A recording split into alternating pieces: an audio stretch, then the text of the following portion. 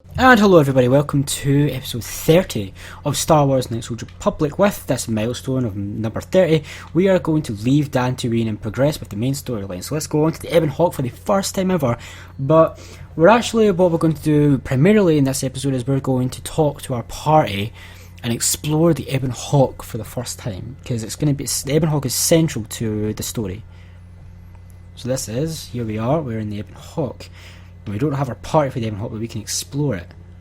So over here we've got the starboard. This is like a little compartment where we can talk to Mission. Hey there.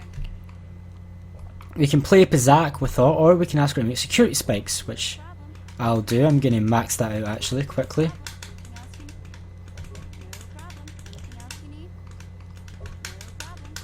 And that'll be alright. But nothing else. Can't talk to anything about Griff for now. So she can make security spikes on demand, which is quite useful. But if we come in here, this is like the workshop where we've got our own swoop bike. Candaris is here, and our own workbench is over here as well. So we can talk, we can do all this. I don't like that red. I'm gonna give it blue instead. In fact, no, I've got too many blues. I'm going to make it a yellow. And then we can check out. I'm happy with my Bondar. And everything else, we can look at everything else. Oh, we've got lots of stuff. Still can't do anything with that. Okay. We can talk to Candaris. Once my character calms down.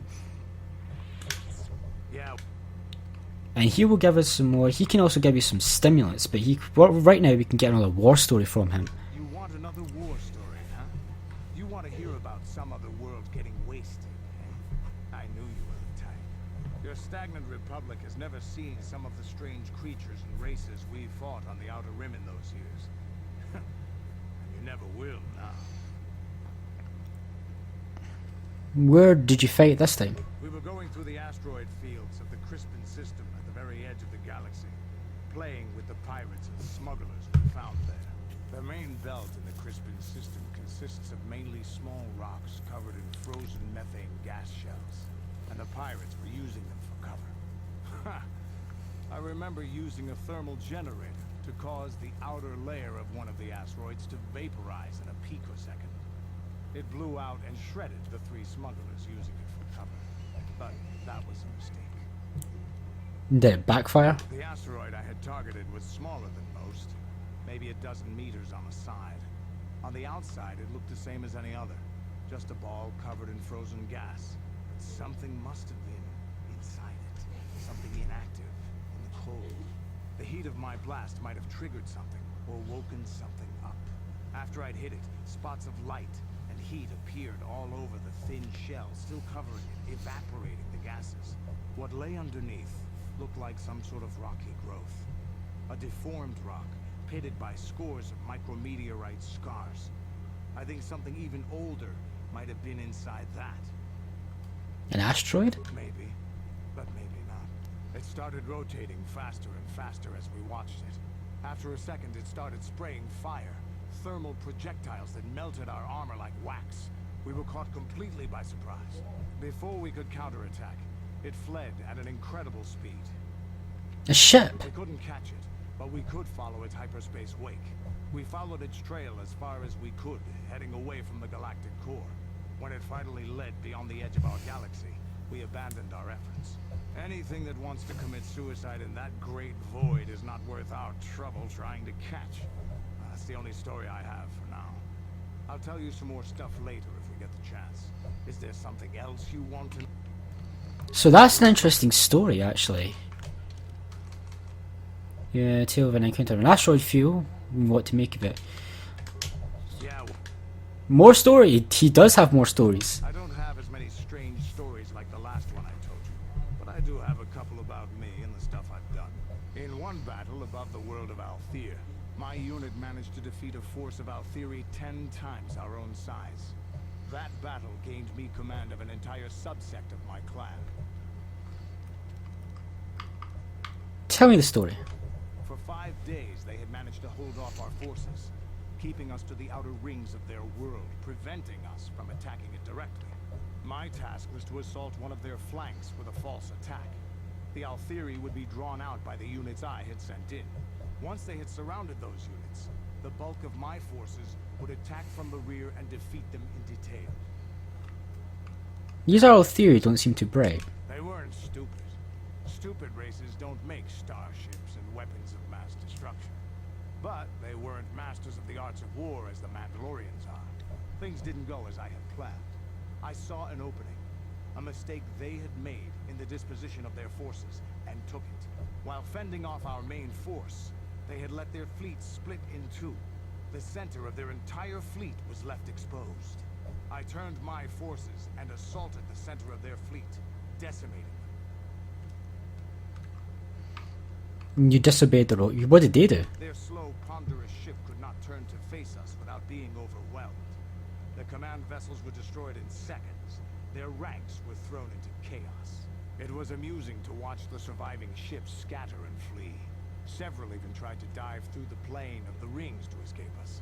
They were shredded by the rings, or crashed into rocks, or were destroyed by our forces as we pursued them. Warriors do not flee from a battle if they are losing.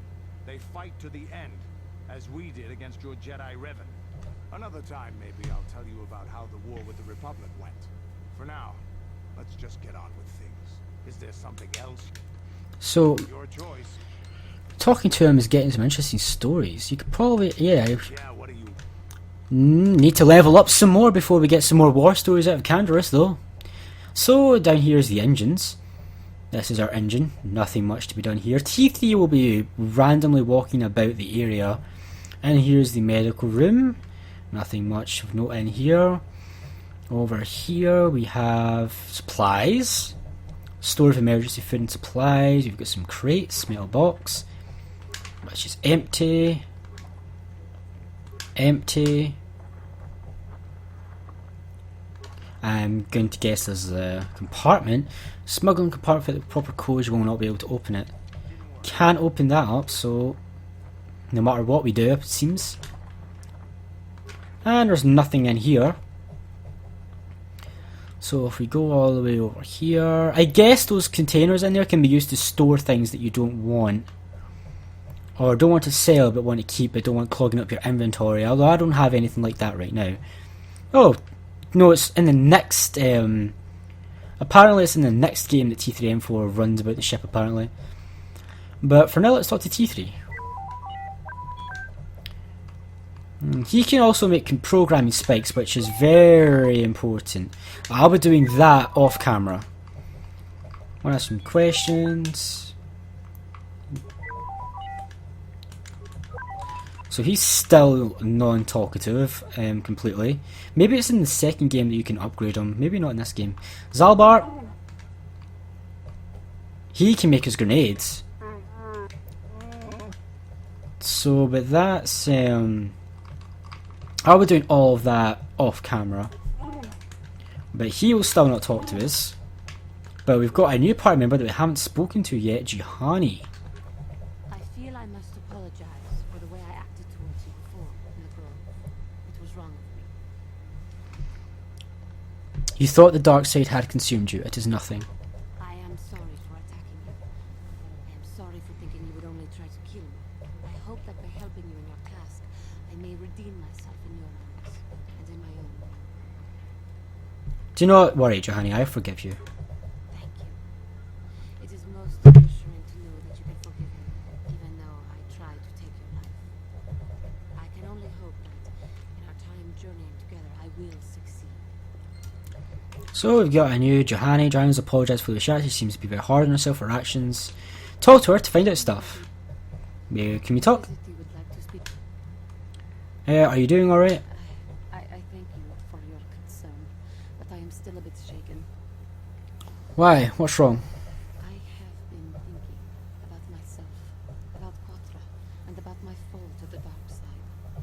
I keep thinking that it was my anger that drove me that far, that nearly damned me. I look inside myself now and I can still see it. I still feel it. Perhaps you just need more time. More time would do me good. council agreed to send me with you. They think, perhaps, that in your company, I will be able to free myself from it. If I see you begin to slip back, I will intervene. I thank you for your concern and your acceptance. I will strive to prove that I am worthy of your company and trust. Tell me But that wasn't even the thing, the backstory. How did you come to be a Jedi? how I came to be a Jedi. I am sure you would not find it very interesting. Are you sure you would like to hear? Yes, please. Well, it goes back a number of years. Back on my homeworld, we did not see Jedi very often, especially where I lived. What is the KOTOR homeworld like? It was not the homeworld of the Cathar that I lived on. My parents had long fled from that place, and perhaps that is a story for another time.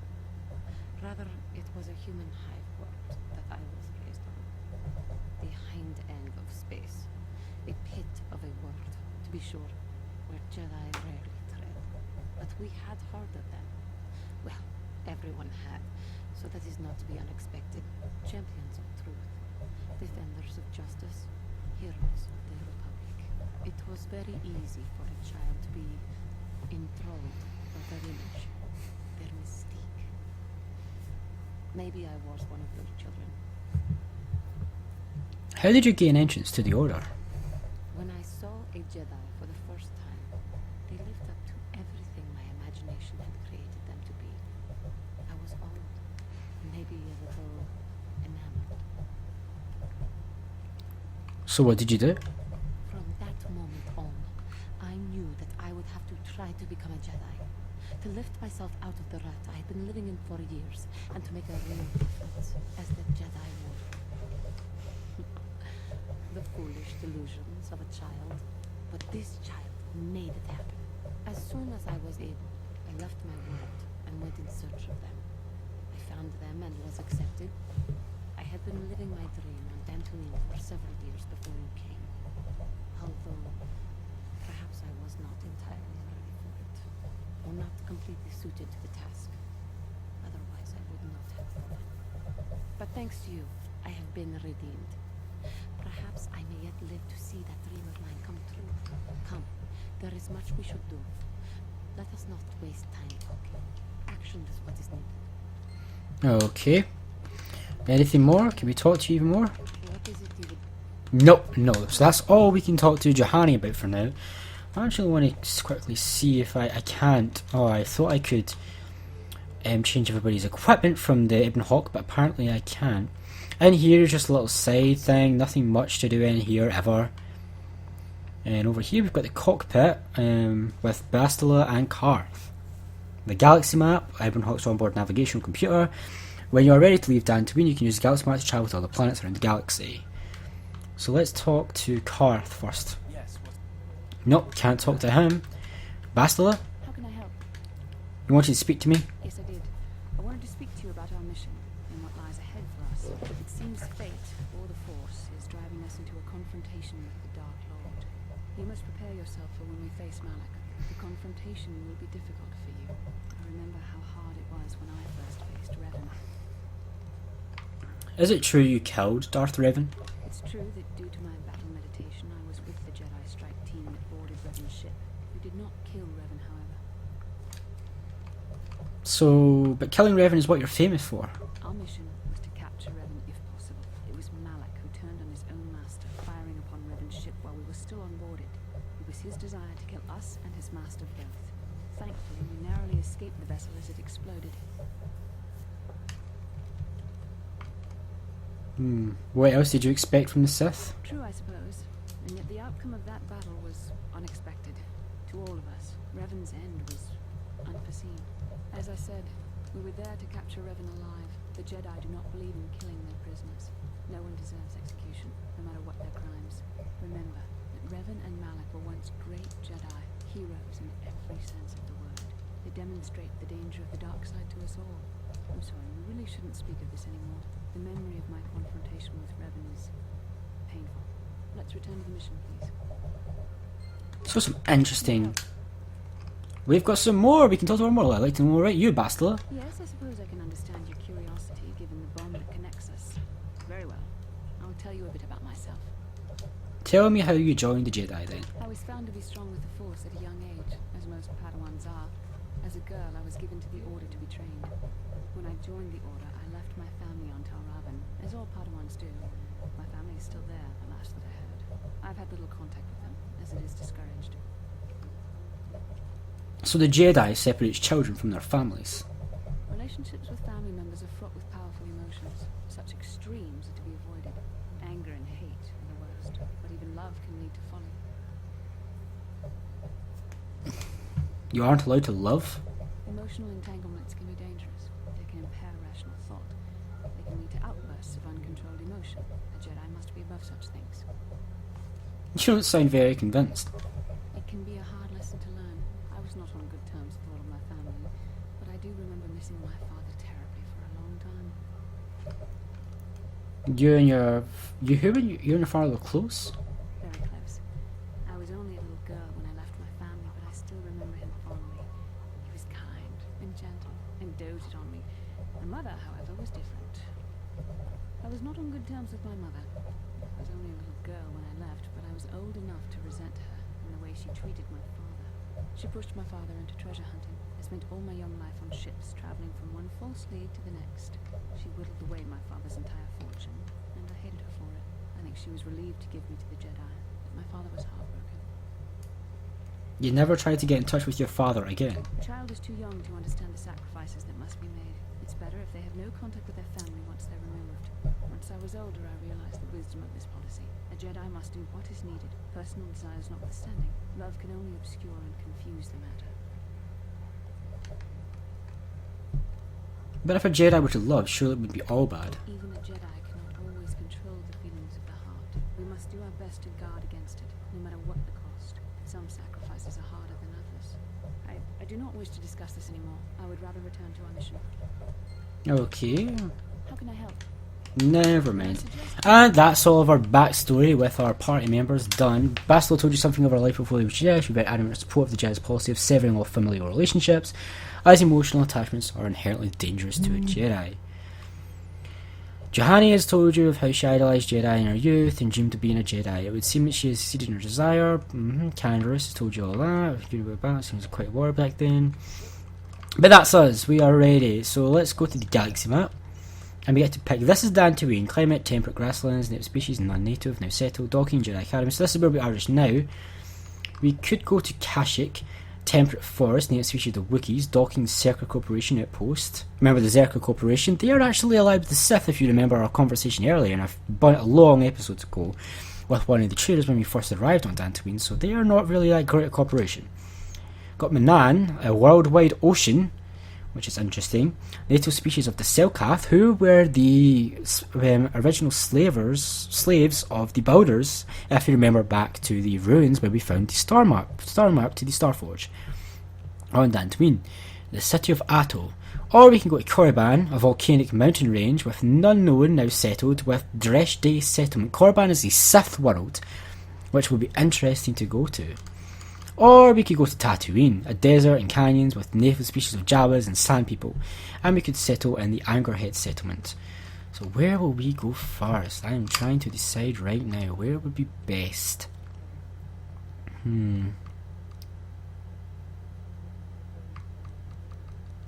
Where would be best for us to go to go first? Oh, I'm trying to decide. All of them are quite equally viable options, really.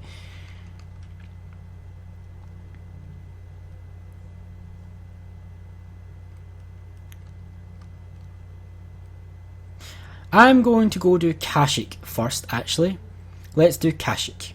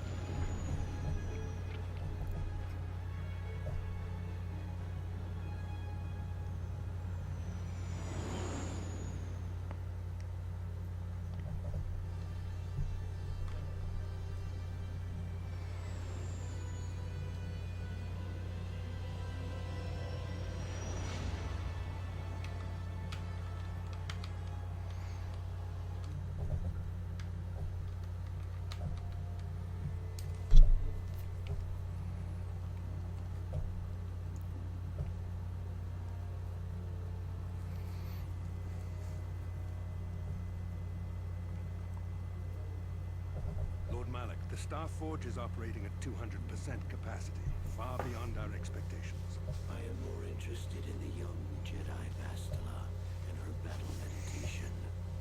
Have you learned how she escaped the destruction of Taris? She was aided by Karthonasi, a decorated war hero of the Republic and a legendary soldier. During the Mandalore Wars, he was honored many times for his bravery. You know this man? Yes, Lord Malak, he served under me when I still followed the Republic. You could say I was his mentor. Interesting. How did you acquire this information, Admiral? An eyewitness, Lord Malak. What? No way. Calo Nord, a bounty hunter, was there when Bastila and Karth escaped the planet. Apparently, they left him for dead. A Jedi and a war hero. It's a wonder you survived the encounter. I am hard to kill, Lord Malak. Calo has agreed to help us capture the young Bastila for a very hefty fee, of course. But I assure you he is well worth the price. His reputation as a bounty hunter is well earned. Her companions are nothing to me, Calo. But I desire the young Jedi taken alive, if at all possible. Lord Malak, forgive me. There is something else. May we have a private audience away from the ears of the common soldier? I trust you are not wasting my time, Admiral Karath. I promise you will be very interested in what Calo has to tell you about Bastila's other companions, Lord Malak. How the hell did he survive? He was crushed by like metal. He's just a man. He should have been. Oh, I don't. That's BS right there. He was crushed by metal. There is no way he could have survived that. And also no way he could have gotten away as well. Like that whole hangar was coming down. The whole the place exploded after we flew out. And he was there, trapped. There's no way. No way, BioWare. No way. More explanation needed there. I'm sorry, but there was. More explanation needed.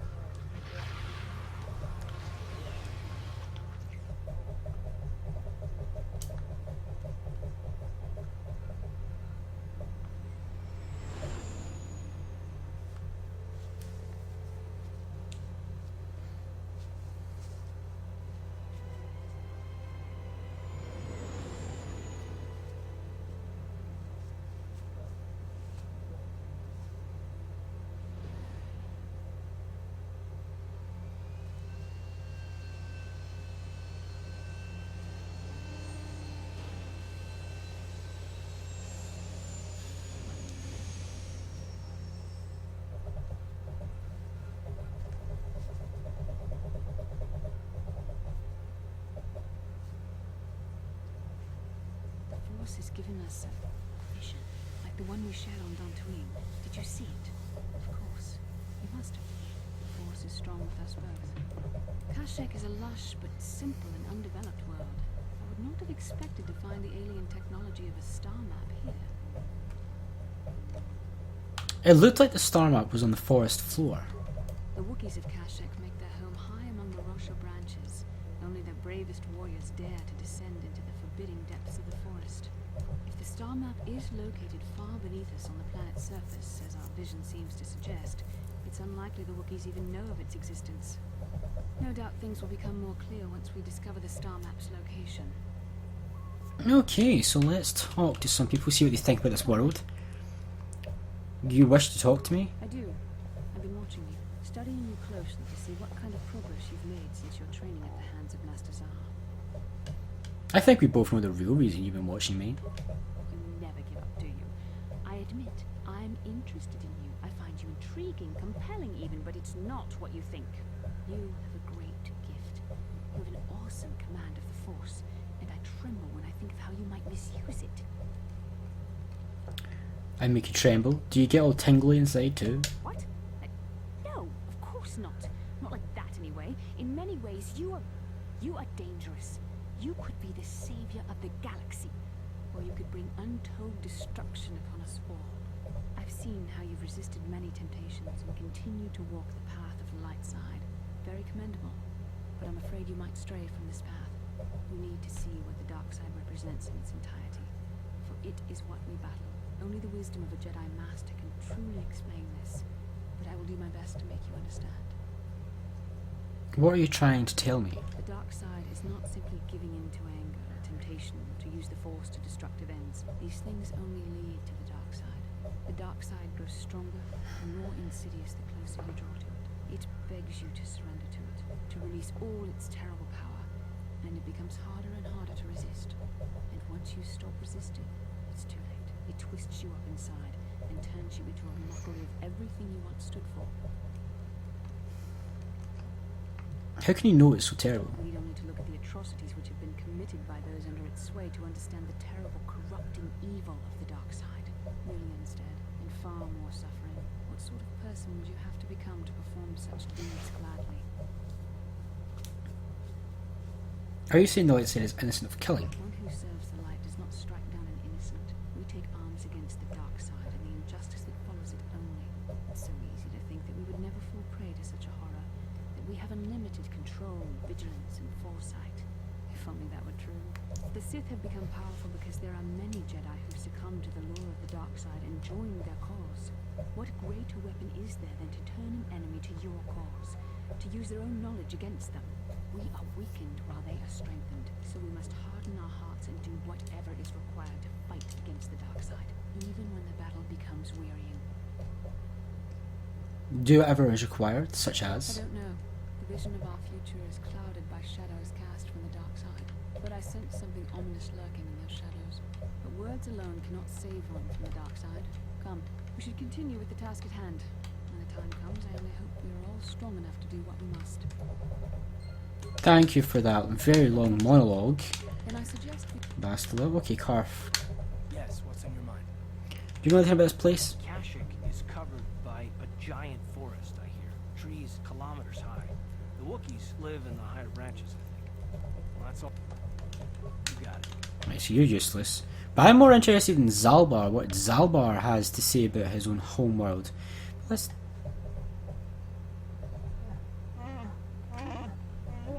What? Something's not right.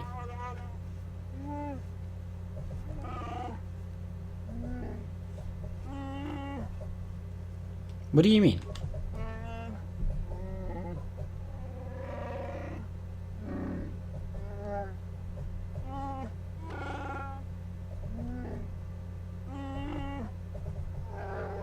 Check out the food stores the next time you're in the cargo hold.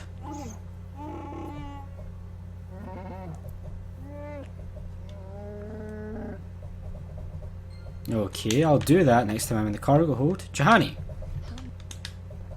What does it do? nothing for now. Of course. Zalbar.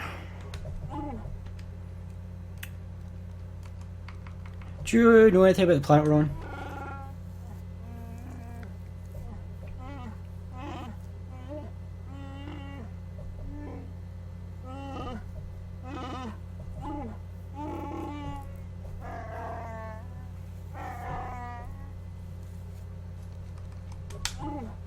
So not much actually. Let's go talk to Mission. I am not going to do the...